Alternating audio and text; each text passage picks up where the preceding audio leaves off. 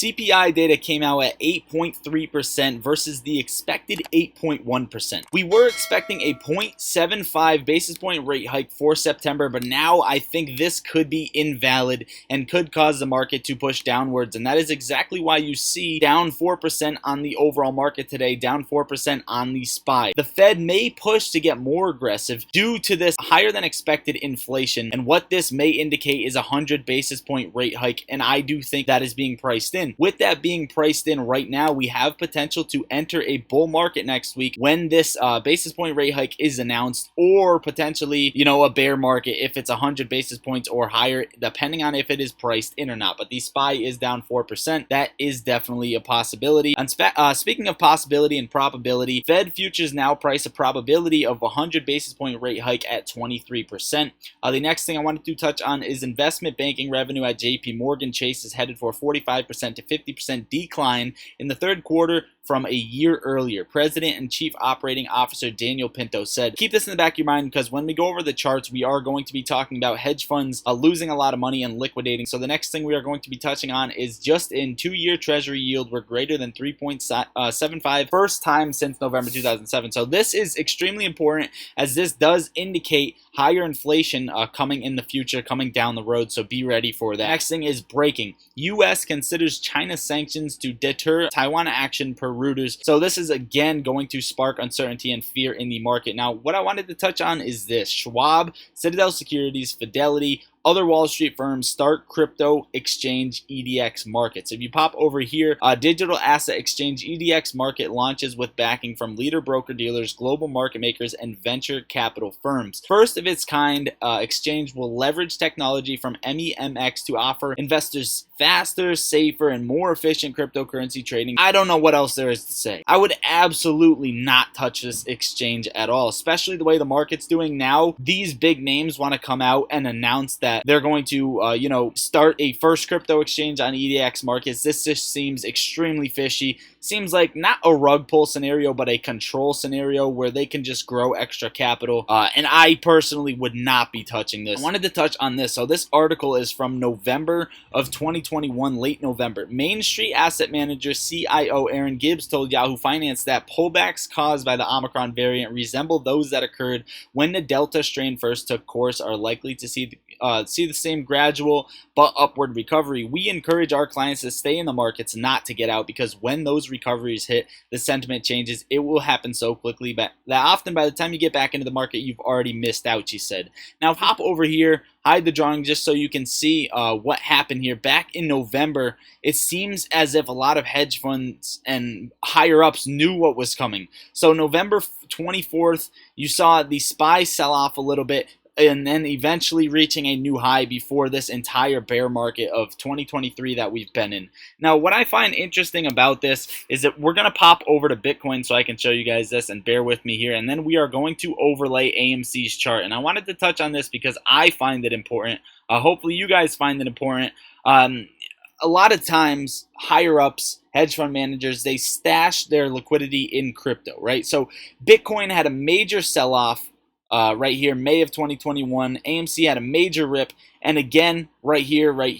As soon as Bitcoin sells off, AMC rips, except where they started trading the same, so negative beta was not a thing, was late November of 2021, right where this happened in the overall market. So I do think hedge funds and higher-ups and bigger institutions knew what was coming on the SPY, because, again, the SPY didn't hit a new high until about this era, and they already started to liquidate on crypto, which I find extremely interesting. And they also pressed AMC to the downside, and what happened right now is that the overall market is in a bear market. This is the first time we've entered a extreme bear market in a while. So my conclusion being, the sell-off is not going to be good for AMC. It's not going to be good for crypto, and what we need for AMC to rip is the SPY to absolutely get a dirty pop, and I think it's going to be game over for shorts. And I also want to point out that until you see crypto start really, stacking back up, I would be very skeptical on playing calls on the SPY, or at least long-term calls, or at least reinvesting in the overall market. So the first level, of course, is to break the recent high, and then here and here and here, but that's not the levels we want to go over. Right now, I wanted to touch on AMC's chart before we get into GameStop. and overall the SPY, Ethereum Classic, etc., etc. So let's touch on AMC real quick to get the juicy stuff out of the way. I do believe that between September 21st and November 11th, AMC will have its next leg up or squeeze, right? We do need SPY to rip, in my opinion, or at least not get all choppy. Either a real crash or an extreme rip on the S&P 500. So overall, this is what I'm looking at. But for the shorter time frame, for the shorter perspective, I'm expecting chop. If you guys take a look at this cycle right now, it looks like AMC is going to have a slight sell-off, a bounce, a slight sell-off, a bounce, right? That is chop period. The one other thing that you can expect, right, this is still not invalidated just because we got a little bit of a hammer candle. Again, the SPY is extremely red. But overall, AMC does have a green candle on the daily. Buyers against sellers. You can expect a big pop depending on if volume picks up and depending on what the S&P 500 does if this is already priced in. So let's talk about the SPY real quick before we actually get into GameStop. If we pop over here on the S&P 500 and let me remove AMC here, we have two potential outcomes, right? Of course, a rip and a dip. But look at the correlation to 2008.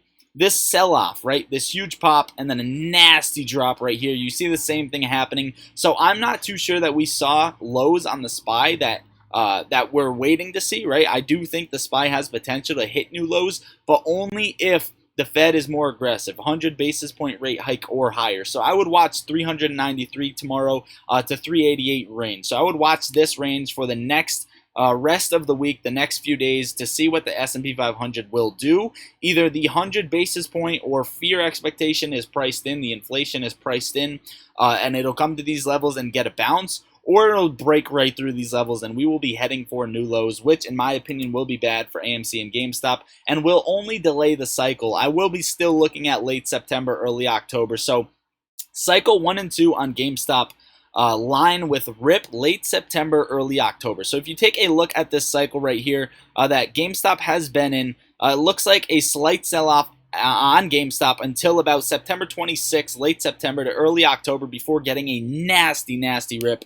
Or we're still in this aggressive rip zone. So I think AMC and GameStop are extremely similar based off of the chart side of things. Now, we're going to end this video off with a good old Adam Aaron tweet. He says, Eureka! In Hycroft's early efforts, the biggest exploration program there in a decade, they found it. There's more gold in them Thar Hills and more silver, and it is much higher grade than previously known at the site. To my critics in the cheap seats, a feast of crow stew for you. So again, Hycroft is doing very good. AMC does have a stake in that, so this is already good for AMC. Hycroft was up at least 18% on the day, I believe. So yeah, very good news. Again, raising more capital for the company is always a plus, so shout out to HYMC for doing that. But overall, guys, hopefully you've taken something out of this video. Hopefully you appreciated the homework and DD I've done for you. Make sure to get your 10 free stocks linked in the description for downloading Movement and depositing 100 so you can trade options, go short on there, go long on there. And there's a lot more on there that you can do, such as see other exchanges and have a wider options chain, option strike price, so you can trade with smaller accounts on there. Overall, guys, that is it. Make sure to hit that like button, hit that subscribe button for me, and drop a comment down below. Drop your ticker down below you want me to analyze for a YouTube short so I can tell you if it's a buy or sell in my opinion. And make sure to have post notifications on so you don't miss your YouTube short. I love you all. Lottery Stocks out.